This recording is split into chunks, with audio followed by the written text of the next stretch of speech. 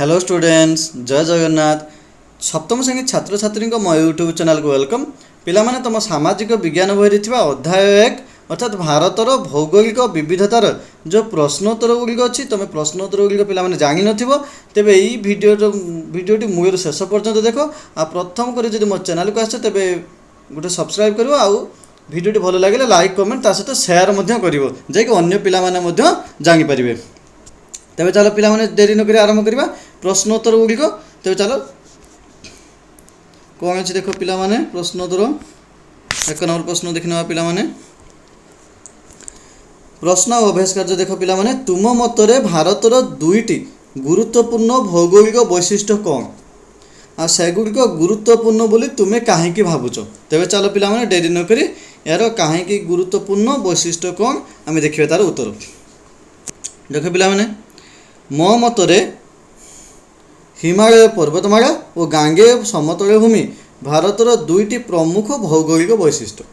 तेबे चलो प्रथम जो अच्छी हिमालय पर्वतमाला मुख्य वैशिष्ट्य सेटा को देखिबा। तेबे चलो हिमालय पर्वतमाला भारतर उत्तर सीमारेखार एक प्राकृतिक प्राचीर भाव दंडायमान शीत काल केन्द्र एशिया आसुथिबा असह्य ठंडा वायु को यह बाधा दे अटकाई दिए फलतः भारत में शीतर प्रकोप ह्रास हुए। तेबे चलो पिला माने आहुरी अच्छी देखिनबा एहीपरि भावे यह भारतर जलवायु को जनसाधारण निमंत अनुकूल रखी थाए। अर्थात कौन कहला पिला माने ना जो केन्द्र एशिया ठंडा पवन गुड़िक आसूची ये पिला माने देखो लिखाई केन्द्र एशिया जो ठंडा पवन गुड़िक आसूची हिमालय पर्वत ताहाको अटकाई दिए फल भारतीय लोकंर जो जल भारतीय जो पाणीपागटा अच्छी लोक मान बहुत अनुकूल होता है। तेबे चलो पिला माने ता परवर्ती पॉइंट को देखिबा। ग्रीष्म काल हिमालय अंतर्गत बरफ तरले ग्रीष्म काल जेहेतु हिमालय जो बरफ अच्छी से तरले ग्रीष्म काल गंगा जमुना और ब्रह्मपुत्र आदि नदी को जल जोगाई थाए बरफ तरला माने नदी को जल जीव यही जल कोटि कोटि जनसाधारण विभिन्न कामर मध्य लगी थाए सेथिपाई हिमालय को एशियार जलदुर्ग कही परिबा हला पिला माने हिमालय को एशियार कौन कह जाए जलदुर्ग। एबे चलो पिला माने देखिबा द्वितीय मुख्य जेटा थिला गांगेय समतल भूमि गंगा जमुना ब्रह्मपुत्र नदी द्वारा आनीत पटुमाटी यही समतल भूमि बेस समृद्ध नदी गुड़िक ए अंचल जीवन रेखा कहले अत्युक्त हेब नाही हला पिला माने। एबे चलो पिला माने परवर्ती पॉइंट को देखिबा यही अंचल उर्वर पटुमाटी पई कृषि पई बेस उपयोगी आउ एथिपाई आम देश खाद्य उत्पादन मध्य स्वावलंबी हो पारिछि हैला। एबे चलो पिला माने परवर्ती देखिबा घन जनबसती परिपूर्ण यही समतल भूमि रे जालक भली सुविस्तृत परिवहन व्यवस्था विभिन्न आधारिक संरचना और कला कारखाना आदिर विकास परिलक्षित हुए हेगला पिला माने। एबे चलो पिला माने परवर्ती देखिबा 2 नंबर प्रश्न कौन अच्छी जदि हिमालय न था ते भारत किपरि देखा जाता बोली तुम भावुच ए संबंध में एक संक्षिप्त विवरण लिख आ चित्र माध्यम तुम भावनार परिप्रकाश कर बोली से कही। तेज चलो पिला माने 2 नंबर उत्तरटी को देखिबा। तेज चलो पिला माने देखना 2 नंबर उत्तर कौन अच्छी ना हिमालय पर्वतमाला नथिले भारतर भूमिरूप जलवायु कृषि जनबसती तथा जीवनधारा विशेष भाव प्रभावित होता निहाती पिला माने शीत दिन मध्य एशियारू प्रवाहित शीतल पवन प्रभाव में समग्र भारत वर्षर वायुर तापमात्रा कमी जाता अर्थात ह्रास पाई था फल अत्यधिक ठंडा लगी था अर्थात शीत दिन प्रबल शीत अनुभूत होता है पिला माने। ताले आहुरी अच्छी पिला माने देखिने 2 नंबर प्रश्न उत्तर जलीय बाष्प पूर्ण मौसुमी वायु बाधाहीन भाव मध्य एशिया आगे को चली आसता फलतः उत्तर भारत में जलवायु अत्यंत शुष्क रही था है पिला माने बुझीपार उत्तर भारतर नदी गुड़िक तथा गंगा जमुना ब्रह्मपुत्र आदिर आकार प्रकार भिन्न होता आ बरफावृत शुंगर अभाव यही नदी गुड़िक अपेक्षाकृत क्षुद्र आउ वृष्टिपृष्ठ नदी होता अर्थात नदी गुड़िक जेहेतु क्षुद्र होता तो बन्या पानी नदी गुड़िक भरपूर हो जाता है पिला माने।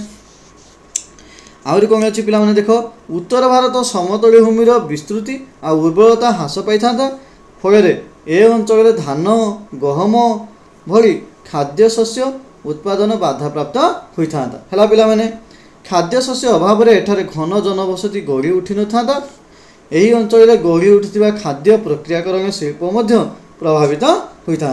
एबे चलो पिला माने परवर्ती नंबर देखिबा परवर्ती पॉइंट ମୋଟ ଉପରେ ଏହି ଅଞ୍ଚଳର ଗମନାଗମନ ଜାଲକ ଆଧାରିକ ସଂରଚନା କୃଷି ଶିଳ୍ପ ଆଉ ସାମଗ୍ରିକ ବିକାଶ ପ୍ରତିହତ ହୋଇଥାନ୍ତା ଏବଂ ଏହା ଏକ ଅନୁନ୍ନତ ଅଞ୍ଚଳରେ ପରିଣତ ହୋଇଥାନ୍ତା। ଏଠାରେ ଗଢ଼ି ଉଠିଥିବା ବଡ଼ ବଡ଼ ସହର ଧାର୍ମିକ ସ୍ଥଳୀ ତଥା ଶୈଳ ନିବାସ ଆଦି ପର୍ଯ୍ୟଟନ କ୍ଷେତ୍ର ଦୃଷ୍ଟିଗୋଚର ହୋଇନଥାନ୍ତା। ହେଲା, ଏବେ ଚାଲ ପିଲାମାନେ ପରବର୍ତ୍ତୀ ଦେଖିବା ଚିତ୍ର ମାଧ୍ୟମରେ କ'ଣ ଦେଇଛି। ଦେଖ ପିଲାମାନେ ଚିତ୍ର ମାଧ୍ୟମରେ କେମିତି ଦେଇଛି, ଯେଉଁଟାକୁ ପଏଣ୍ଟ ଗୁଡ଼ା ଅଛି ଦେଖିନିଅ ପିଲାମାନେ, ଭଲ ଭାବରେ ଦେଖିନିଅ କେମିତି ଅଛି ଚିତ୍ର ମାଧ୍ୟମରେ, ଦେଖିପାରିଲ ପିଲାମାନେ। ଏବେ ଚାଲ ପରବର୍ତ୍ତୀ ପ୍ରଶ୍ନକୁ ଯିବା। 3 ନମ୍ବର ପ୍ରଶ୍ନ, ଭାରତକୁ ଏକ କ୍ଷୁଦ୍ର ମହାଦେଶ ବୋଲି କୁହାଯାଏ, ଯାହା ତୁମେ ପଢ଼ିଛ ବା ତୁମେ ଯାହା ପଢ଼ିଛ ତାହା ଆଧାରରେ କାହିଁକି ତୁମେ ଏପରି ଭାବୁଛ। ତେବେ ଚାଲ ପିଲାମାନେ ଉତ୍ତର ଦେଖିବା କ'ଣ ଅଛି। ଭାରତ ପୃଥିବୀର 7ମ ବୃହତ୍ତମ ଦେଶ। ଏକ ମହାଦେଶରେ ଦୃଷ୍ଟିଗୋଚର ହେଉଥିବା ବିଭିନ୍ନ ପ୍ରକାର ଭୂମି ରୂପ ଭଳି ଭାରତର ଭୂପ୍ରକୃତି ମଧ୍ୟ ବିବିଧତାପୂର୍ଣ୍ଣ। ପୃଥିବୀର ସର୍ବୋଚ୍ଚ ପର୍ବତମାଳା ହିମାଳୟ ଏହାର ଉତ୍ତର ସୀମାରେ ବିଦ୍ୟମାନ। ହିମାଳୟର ଦକ୍ଷିଣକୁ ବିସ୍ତୀର୍ଣ୍ଣ ଗାଙ୍ଗେୟ ସମତଳ ଭୂମି ରହିଛି। ଅନୁଚ୍ଚ ପାହାଡ଼ ପର୍ବତ ଘଞ୍ଚ ଅରଣ୍ୟ ପୃଥିବୀର ସର୍ବାଧିକ ଅଞ୍ଚଳ ଉତ୍ତର ପୂର୍ବ ଭାରତରେ ମଧ୍ୟ ରହିଛି। ଆଉ କ'ଣ ଅଛି ପିଲାମାନେ, ପଶ୍ଚିମରେ ବାଲୁକା ସ୍ତୂପ ପରିପୂର୍ଣ୍ଣ ବିସ୍ତୀର୍ଣ୍ଣ ଥର୍ ମରୁଭୂମି ରହିଛି, କିନ୍ତୁ ଅନାବୃଷ୍ଟି ଅଞ୍ଚଳ ମାନେ ବର୍ଷା ସେଠାରେ ହେଉନାହିଁ। ମାଳଭୂମିର ପୂର୍ବ ସୀମାରେ ପୃଥିବୀର ଏକ ଅତି ପ୍ରାଚୀନ ଆରାବଳୀ ପର୍ବତ ଶ୍ରେଣୀ ମଧ୍ୟ ରହିଛି। ଏହାର ସୃଷ୍ଟି ପ୍ରାୟ 2500 ନିୟୁତ ବର୍ଷ ପୂର୍ବେ ହୋଇଥିଲା। ଦକ୍ଷିଣ ଭାରତ ଅନେକ ଗୁଡ଼ିଏ ଛୋଟ ବଡ଼ ମାଳଭୂମିକୁ ନେଇ ଗଠିତ। ଉପଦ୍ୱୀପୀୟ ମାଳ ଅଞ୍ଚଳ ଭାବେ ପରିଚିତ ଏହି ବିସ୍ତୀର୍ଣ୍ଣ କ୍ଷେତ୍ର ଖଣିଜ ସମ୍ପଦ ଓ ଜଙ୍ଗଲରେ ପରିପୂର୍ଣ୍ଣ। ତେବେ ଉପଦ୍ୱୀପୀୟ ମାଳଭୂମିର ପଶ୍ଚିମ ସୀମାରେ ପଶ୍ଚିମ ଘାଟ ଓ ପୂର୍ବ ସୀମାରେ ପୂର୍ବ ଘାଟ ପର୍ବତମାଳା ରହିଛି। ପଶ୍ଚିମ ସୀମାରେ ପଶ୍ଚିମ ଘାଟ, ପୂର୍ବ ସୀମାରେ ପୂର୍ବ ଘାଟ ପର୍ବତମାଳା। ଉପଦ୍ୱୀପୀୟ ମାଳଭୂମିର ପୂର୍ବ ଓ ପଶ୍ଚିମରେ ଉପକୂଳବର୍ତ୍ତୀ ସମତଳ ଭୂମି ଘେରି ରହିଛି। ଠିକ୍ ପିଲାମାନେ, ଅନେକ ଗୁଡ଼ିଏ ଦ୍ୱୀପ ମଧ୍ୟ ଭାରତରେ ଅଛି। ଏପରି ଜଣାପଡ଼େ ଯେ ଏକ ମହାଦେଶରେ ସମସ୍ତ ପ୍ରରୂପ ଏଠାରେ ଏକତ୍ରିତ ହୋଇଛନ୍ତି। ତେବେ ଚାଲ ପିଲାମାନେ ପରବର୍ତ୍ତୀ ପଏଣ୍ଟ ଦେଖିବା। ଉପରୋକ୍ତ ଆଲୋଚନାରୁ ଅର୍ଥାତ୍ ଉପରୋକ୍ତ ଆଲୋଚନାରେ ସ୍ପଷ୍ଟ ହୁଏ ଯେ ଭାରତରେ ସମସ୍ତ ପ୍ରକାର ଭୂମିରୂପ ଅଛି, ଯାହା ଏକ ମହାଦେଶରେ ଦେଖାଯାଏ। ସୁତରାଂ ଭାରତକୁ କ୍ଷୁଦ୍ର ମହାଦେଶ ବୋଲି କୁହାଯିବାର ଯଥାର୍ଥତା ମଧ୍ୟ ଅଛି। ଏବେ ଚାଲ ପିଲାମାନେ ପରବର୍ତ୍ତୀ ଦେଖିବା। ଏହା ବ୍ୟତୀତ ଭାଷା ସଂସ୍କୃତି ଭିତରେ ଭାରତକୁ 28ଟି ରାଜ୍ୟରେ ବିଭକ୍ତ କରାଯାଇଛି। ଏକ ମହାଦେଶରେ ଦୃଷ୍ଟ ସାଂସ୍କୃତିକ ବିବିଧତା ଭଳି ଭାରତରେ ଏହି ସାଂସ୍କୃତିକ ବିଭିନ୍ନତା ଏହାକୁ ଏକ କ୍ଷୁଦ୍ର ମହାଦେଶରେ ପରିଣତ କରିଛି। ହେଇଗଲା ପିଲାମାନେ 3 ନମ୍ବର ପ୍ରଶ୍ନର ଉତ୍ତର ହେଇଗଲା। ପିଲାମାନେ ଏହାକୁ ଯଦି ଚାହିଁବ ଛୋଟ କରିକି ମଧ୍ୟ ଲେଖିପାରିବ। ଏବେ ଚାଲ ପିଲାମାନେ 4 ନମ୍ବର ପ୍ରଶ୍ନ ଦେଖିବା, ତାର ଉତ୍ତର। ଓଡ଼ିଶାର ଯେକୌଣସି ଗୋଟିଏ ନଦୀର ଉତ୍ପତ୍ତି ସ୍ଥଳରୁ ସମୁଦ୍ରରେ ମିଶିବା ପର୍ଯ୍ୟନ୍ତ ଅନୁସରଣ କର। ଉତ୍ପତ୍ତି ସ୍ଥଳରୁ ଆଉ ସମୁଦ୍ରରେ ମିଶିବା ପର୍ଯ୍ୟନ୍ତ ତାକୁ ଅନୁସରଣ କର। ଲୋକମାନେ ନଦୀକୁ କି ଉପାୟରେ ବ୍ୟବହାର କରିପାରିବେ ଆଉ କେଉଁ କାମରେ ମଧ୍ୟ ଲଗାଉଛନ୍ତି ତାହା ଶ୍ରେଣୀରେ ଆଲୋଚନା କର। ତେବେ ଚାଲ ପିଲାମାନେ ଦେଖିବା। ମହାନଦୀ ଛତିଶଗଡ଼ ରାଜ୍ୟର ଧାମତରୀ ଜିଲ୍ଲାରେ ଅବସ୍ଥିତ ଆଉ ସେଥିରେ ଥିବା ସିହାୱା ପର୍ବତମାଳାରେ ବାହାରିଛି। ଏହା ଝାରସୁଗୁଡ଼ା ଜିଲ୍ଲା ଦେଇ ଓଡ଼ିଶାକୁ ପ୍ରବେଶ କରିଥାଏ। ସମ୍ବଲପୁରଠାରେ ଏହା ଉପରେ ବିଶ୍ୱ ପ୍ରସିଦ୍ଧ ହୀରାକୁଦ ନଦୀବନ୍ଧ ବି ନିର୍ମିତ ହୋଇଛି। ଏହାପରେ ନଦୀଟି ସୁବର୍ଣ୍ଣରେଖା ବୌଦ୍ଧ ଅନୁଗୁଳ ଏବଂ ନୟାଗଡ଼ ଜିଲ୍ଲା ଦେଇ ପ୍ରବାହିତ ହୋଇ କଟକରେ ପହଞ୍ଚେ। ତାର ଉତ୍ପତ୍ତି ସ୍ଥଳ ଦେଇ ଯେଉଁ ସମୁଦ୍ରରେ ପହଞ୍ଚେ ତା କଥା କହୁଛି। କଟକ ନିକଟରେ ମହାନଦୀ ବିଭିନ୍ନ ଶାଖା ଯଥା କାଠଯୋଗୀ କୁଆଖାଇ ବିରୂପା ଦେବୀ ଆଦିରେ ବିଭକ୍ତ ହୋଇ ବିଶାଳ ତ୍ରିଭୁଜ ଭୂମି ସୃଷ୍ଟି କରିଛି। ଶେଷରେ ଜଗତସିଂହପୁର ଜିଲ୍ଲାର ପାରାଦୀପ ନିକଟରେ ବଙ୍ଗୋପସାଗରରେ ଯାଇ ମିଶିଯାଇଛି। ହେଲା ପିଲାମାନେ, ଏବେ ଚାଲ ପିଲାମାନେ ପରବର୍ତ୍ତୀ ପଏଣ୍ଟ ଦେଖିବା। ତାର ଉପଯୋଗିତା କ'ଣ ନା ଏଇଟା ହେଉଛି ମୁଖ୍ୟ ପଏଣ୍ଟ। ଦେଖ ପିଲାମାନେ, ନଦୀ କେବଳ ଜଳର ଉତ୍ସ ନୁହେଁ, ଏହା ଅର୍ଥନୀତି ଆଉ ଜୀବନଶୈଳୀର ମଧ୍ୟ ଆଧାର। କୃଷି କାର୍ଯ୍ୟ କ'ଣ, ନଦୀରୁ ବାହାରିଥିବା କେନାଲ ମାଧ୍ୟମରେ ହଜାର ହଜାର ହେକ୍ଟର ଚାଷ ଜମିକୁ ଜଳସେଚନ କରାଯାଇଥାଏ, ଯାହା ରାଜ୍ୟର ଖାଦ୍ୟ ସୁରକ୍ଷା ପାଇଁ ଅପରିହାର୍ଯ୍ୟ। ତେବେ ଚାଲ ପିଲାମାନେ ପରବର୍ତ୍ତୀ ଦେଖିବା। ବିଦ୍ୟୁତ ଶକ୍ତି କ'ଣ ନା ହୀରାକୁଦ ପରି ବହୁମୁଖୀ ନଦୀବନ୍ଧ ଯୋଜନା ଦ୍ୱାରା ଜଳ ବିଦ୍ୟୁତ ଶକ୍ତି ଉତ୍ପାଦନ କରାଯାଇ ଶିଳ୍ପ ଆଉ ଗୃହକୁ ଆଲୋକିତ କରାଯାଏ। ପାନୀୟ ଜଳ, ସହର ଓ ଗାଁ ଗୁଡ଼ିକର ଲୋକମାନେ ପାନୀୟ ଜଳ ଦୈନନ୍ଦିନ ବ୍ୟବହାର ପାଇଁ ନଦୀ ଉପରେ ନିର୍ଭର କରନ୍ତି। ମତ୍ସ୍ୟ ଚାଷ ମଧ୍ୟ କରାଯାଉଛି। ନଦୀ କୂଳରେ ରହୁଥିବା ଅନେକ ମତ୍ସ୍ୟଜୀବୀ ପରିବାର ମାଛ ଧରି ତାଙ୍କର ଜୀବିକା ନିର୍ବାହ କରୁଛନ୍ତି। ଏବେ ଚାଲ ପିଲାମାନେ 5 ନମ୍ବର ପଏଣ୍ଟ କ'ଣ ଅଛି ଦେଖିବା, ଅର୍ଥାତ୍ ଶେଷ ପଏଣ୍ଟ ପରିବହନ ଆଉ ପର୍ଯ୍ୟଟନ। ନଦୀ ପଥରେ ନୌକା ଚଳାଚଳ ଓ ନଦୀ କୂଳରେ ଥିବା ପ୍ରାକୃତିକ ସୌନ୍ଦର୍ଯ୍ୟ ଆଉ ମନ୍ଦିର ଯଥା ଭଟ୍ଟାରିକା ମନ୍ଦିର, କଟକର ଗଡ଼ଗଡ଼ିଆ ଘାଟ, पर्यटन विकास साहाय्य मध्य करे हैला पिला माने बहुत लोक माने मध्य एथु उपकृत होती जेमिति कि मत्स्य चाष करिकी परिवहन पर्यटन एमिति अनेक किछि चाष काम रे मध्य पानी को लगा जाउछि एमिति बहुत किछि उपकृत होउचंती। एबे चलो पिला माने 5 नंबर प्रश्न देखिबा भारतर दक्षिणांश को काहेकि एक उपद्वीपीय मालभूमि बोली कहा जाए ना भारतर दक्षिणांश अनेक गुड़िए छोट बड़ मालभूमि द्वारा गठित यह दक्षिण आड़ को क्रमशः अणओसारिया हो जाए अर्थात सरुआ आकार जमीक एमती आकार हो जाए भारत मानचित्र सियाड़ को अच्छी कि इाड़ को सरुआ हो जाए से कहुए क्रमशः अणओसारिया हो जाए एक त्रिभुज आकार सृष्टि कर यार तीन पार्श्व जल राशि अच्छी जमी ए पार्श्व जल ये तले जल आउ बंगोपसागर जल है पिला मैंने ए चलो परवर्ती पॉइंट देखा पूर्व में बंगोपसागर पश्चिम आरब सागर आउ दक्षिण में भारत महासागर घेरी रही प्राकृतिक भूभाग को उपद्वीप कहुए सुतरां दक्षिण भारत को उपद्वीपीय मालभूमि बोली आख्या दिया पिला माने ए चलो पिला माने परवर्ती देखा यही अध्याय यूनेस्को द्वारा घोषित क्यों ऐतिह्य स्थली तुमको अत्यंत भल लगिला तार आकर्षणीयता एक अनुच्छेद माध्यम वर्णना कर।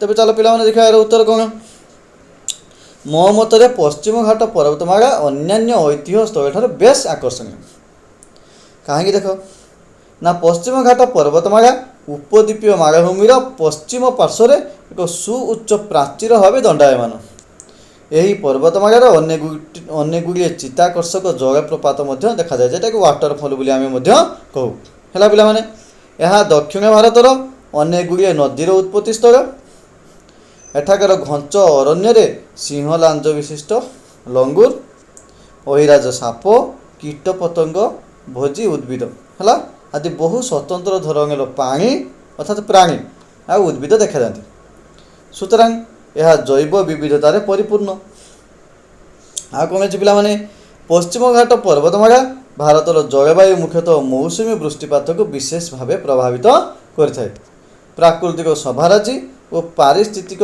गुरुत्व दृष्टि यार स्थान हूँ स्वतंत्र है पिला माने चलो पिला माने 7 नंबर प्रश्न देखा उक्त पुस्तकर शेष भाग में भारतर दुई गोटी प्राकृतिक राजनैतिक मानचित्र को देख बर्तमान तुम क्यों स्थान रहीच ताहा चिन्हट कर से स्थान संबंध वर्णना करने तुम्हें क्यों भौतिक लक्षण पर गुरुत्व देव। तेज चलो पिला माने यार उत्तर लिखि नवा आम राज्यर समस्त स्थान भारतर दुईटी भौतिक विभाग अंतर्गत सेगुड़ी गला उपद्वीपीय मालभूमि आउट हूँ पूर्व उपकूल समतल भूमि जेहेतु आम राज्यटी पूर्व दिगरे अवस्थित ओडिशार अधिकांश जिला तथा उत्तर पश्चिम दक्षिण ओडिशा इत्यादि अंतर्गत जिला सब अच्छी उपद्वीपीय मालभूमि एगुड़ा सब अंशविशेष है पिला माने उपद्वीपीय मालभूमि एक अति प्राचीन भूभाग यह कठिन आग्नेय और रूपांतरित शिलार गठित यह अनेक खनिज पदार्थ परिपूर्ण पहाड़िया अंचल घंच अरण्य देखा जाए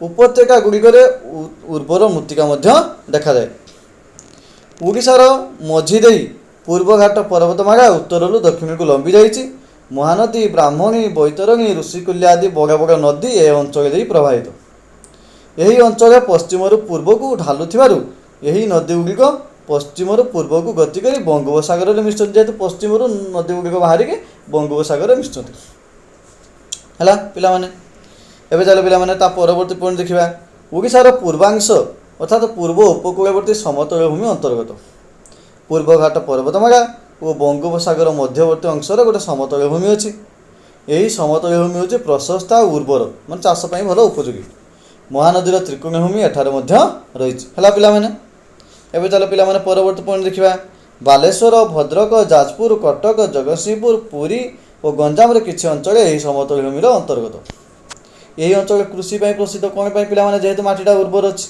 एठार घन जनबसति देखा जाए और बड़े बड़े सहर देखा जाए है पिला माने चलो परवर्ती देखा एठार उल्लेख जुगे जे प्रत्येक स्कूल पिला माने निज अंचल भूमिरूप और नदी विन्यास कथा लिखिपारे है जी जो अंचल रही से अंचल लिखिपार ए चलो पिला माने परवर्ती 8 नंबर प्रश्न देखा खाद्य संरक्षण पर भारतर भिन्न भिन्न उपाय मान अवलंबन करा जाय थाए सेगुड़ी को स्थानीय भाव ग्रहण कराई थाए गोटे निर्दिष्ट ऋतु उपलब्ध पनीपरिया को किपरि अन्य ऋतु सुखाई संरक्षण करा जाए से संबंध में गोटे प्रकल्प प्रस्तुत कर ତେବେ ଚାଲ ପିଲାମାନେ ପ୍ରକଳ୍ପରେ କ'ଣ କରିହେବ ଦେଖିବା।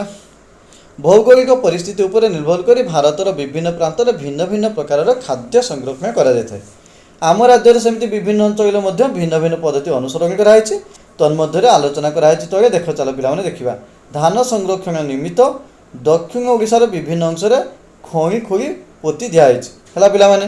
ଏବେ ଚାଲ ପିଲାମାନେ ପରବର୍ତ୍ତୀ ଦେଖିବା। ଲଙ୍କା, ହଳଦୀ, ମାଛ, ପଣସ ମଞ୍ଜି, ମଟର ମଞ୍ଜି, ପାମ୍ପଡ଼ ଓ ଆମ୍ବ ଆଦିକୁ ଖରାରେ ଶୁଖାଇ ଦୀର୍ଘ ଦିନ ସଂରକ୍ଷଣ କରାଯାଏ। ପିଲାମାନେ ଏଇଟା ଶୁଖାଇ ହେବ ହେଲା, ଖରାରେ ଖୁଆଇ ବି ହେଇପାରିବ, ଅର୍ଥାତ୍ ସେଟା ଖରାରେ ଶୁଖେଇକି ଆମେ କହିପାରିବା ହେଲା ପିଲାମାନେ। ଖୁଆଇ ଦେଲେ ସେଟା ଶୁଖେଇ ବି ହେଇପାରିବ, ଏଇଟା ଠିକ୍ ଅଛି ପିଲାମାନେ। ଦୀର୍ଘ ଦିନ ସଂରକ୍ଷଣ କରାଯାଏ। ବିଭିନ୍ନ ପ୍ରକାର ଫଳ ଆଉ ସବୁଜ ପନିପରିବାକୁ ଶୀତଳ ଭଣ୍ଡାର ଗୁଡ଼ିକରେ ସଂରକ୍ଷଣ ରଖି ଅଣ ଋତୁରେ ମଧ୍ୟ ବ୍ୟବହାର କରାଯାଏ ହେଲା ପିଲାମାନେ। ଅଣ ଋତୁ ଅର୍ଥାତ୍ ଯେଉଁ ଋତୁରେ ଚାଷବାସ ହୋଇପାରେ ଆଉ ଅନ୍ୟାନ୍ୟ ଋତୁ ପାଇଁ ଯେଉଁ ଆମେ ଷ୍ଟକ୍ କରିକି ରଖିବା ସେଟା ଆମେ ବ୍ୟବହାର କରିପାରିବା ହେଲା ପିଲାମାନେ। ଏବେ ଚାଲ ପିଲାମାନେ ପରବର୍ତ୍ତୀ ପଏଣ୍ଟ ଦେଖିବା। କେତେକ ଖାଦ୍ୟ ପଦାର୍ଥ ଗୁଡ଼ିକୁ ଯଥା ଆମ୍ବୁଲ, ଲେମ୍ବୁ, ଆଚାର, ଶୁଖୁଆ ଆଦିରେ ଅଧିକ ମାତ୍ରାରେ ଲୁଣ ଦେଇ ସଂରକ୍ଷିତ କରାଯାଏ ହେଲା ପିଲାମାନେ। ତୁମେ ଜାଣିଥିବ ଆମ୍ବ, ଲେମ୍ବୁ, ରସୁଣ, କଞ୍ଚାଲଙ୍କା ଆଦି ଆଚାରକୁ ମଧ୍ୟ ଅଧିକ ତେଲ ଅର୍ଥାତ୍ ସୋରିଷ, ବାଦାମ ତେଲ ମଧ୍ୟ ଦେଇ ଦୀର୍ଘକାଳ ସଂରକ୍ଷିତ ରଖାଯାଇପାରିବ ହେଲା। ଚାଲ ପିଲାମାନେ ପରବର୍ତ୍ତୀ ଦେଖିବା। ଘିଅକୁ ଅଧିକ ସମୟ ନିଆଁରେ ବସାଇ ଇଷତ ଲାଲ ରଙ୍ଗ କରାଯାଇ ଦୀର୍ଘ ଦିନ ସଂରକ୍ଷଣ କରାଯାଇଥାଏ। ଉପରୋକ୍ତ କେତେକ ପଦ୍ଧତି ତୁମ ଘରେ କିମ୍ବା ତୁମ ଅଞ୍ଚଳରେ ହେଉଥିବା ବିଭିନ୍ନ ଖାଦ୍ୟ ସଂରକ୍ଷଣ ପଦ୍ଧତି ଉପରେ ଶିକ୍ଷକ ବା ଅଭିଭାବକଙ୍କ ଠାରୁ ବୁଝିନିଅ ହେଇଗଲା ପିଲାମାନେ। ଏବେ ଚାଲ ପିଲାମାନେ 9 ନମ୍ବର ପ୍ରଶ୍ନ ଦେଖିବା। ବହୁ ବିଭିନ୍ନାଞ୍ଚଳ ଯଥା ପାହାଡ଼ ଅର୍ଥାତ୍ ପର୍ବତ, ମରୁଭୂମି, ସମତଳ ଭୂମି, ଉପକୂଳ ଏଇ ଯେଉଁ 4 ପ୍ରକାରର ଭୂମି ଦେଲା, ସତ୍ତ୍ୱେ ଭାରତ ଗୋଟିଏ ଦେଶ ହୋଇ ରହିଛି। ଭୂଗୋଳ ଭାରତୀୟମାନଙ୍କୁ ଗୋଟିଏ ସୂତ୍ରରେ ଏକତ୍ର କରିବାରେ କିପରି ସାହାଯ୍ୟ କରିଛି ପିଲାମାନେ ଚାଲ ଦେଖିବା। ଭାରତରେ ତୁଷାରଚ୍ଛନ୍ନ ସୁତୁଙ୍ଗ ହିମାଳୟ ପର୍ବତମାଳା, ଗାଙ୍ଗେୟ ସମତଳ ଭୂମି, ଥର୍ ମରୁଭୂମି, ଉପଦ୍ୱୀପୀୟ ମାଳଭୂମି ଓ ଉପକୂଳବର୍ତ୍ତୀ ସମତଳ ଭୂମି ଭଳି ବିବିଧ ଭୂମିରୂପ ରହିଛି। ଏହାର ପୂର୍ବରେ ବଙ୍ଗୋପସାଗର, ପଶ୍ଚିମରେ ଆରବ ସାଗର, ଦକ୍ଷିଣରେ ଭାରତ ମହାସାଗର ଅଛି।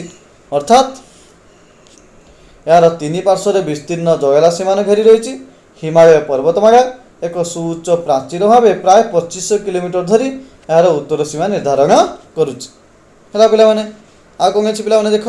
ଆରାବଳୀ ପର୍ବତ ଶ୍ରେଣୀ, ପଶ୍ଚିମ ଘାଟ ପର୍ବତମାଳା ଓ ପୂର୍ବ ଘାଟ ପର୍ବତମାଳା ମଧ୍ୟ ଭାରତର ଭୌଗୋଳିକ ସ୍ୱାତନ୍ତ୍ର୍ୟ ସୃଷ୍ଟିରେ ପ୍ରମୁଖ ଭୂମିକା ଗ୍ରହଣ କରୁଛନ୍ତି। 3 ପାର୍ଶ୍ୱସ୍ଥ ଜଳରାଶି ଓ ଉଚ୍ଚ ପର୍ବତ ଶ୍ରେଣୀଗୁଡ଼ିକ ଭାରତର ଭିତରକୁ ତଥା ବାହାରକୁ ବଡ଼ ଧରଣର ସ୍ଥାନାନ୍ତରଣରେ ବାଧକ ସାଜିଛି ହେଲା ପିଲାମାନେ। ଯେହେତୁ 3 ପାର୍ଶ୍ୱସ୍ଥ ଜଳରାଶି ଅଛି ଆଉ ଉଚ୍ଚ ପର୍ବତ ଶ୍ରେଣୀ ଅଛି, ତେଣୁ ବାହାରକୁ ବଡ଼ ଧରଣର ସ୍ଥାନାନ୍ତରଣରେ ବାଧକ ସାଜିଛି। ଫଳତଃ ଏହାର ବିସ୍ତୀର୍ଣ୍ଣ ସମତଳ ଭୂମି, ନଦୀ ତ୍ରିକୋଣଭୂମି ଗୁଡ଼ିକରେ ହଜାର ହଜାର ବର୍ଷ ଧରି ଲୋକମାନେ ବସବାସ କରିଚାଲିଛନ୍ତି।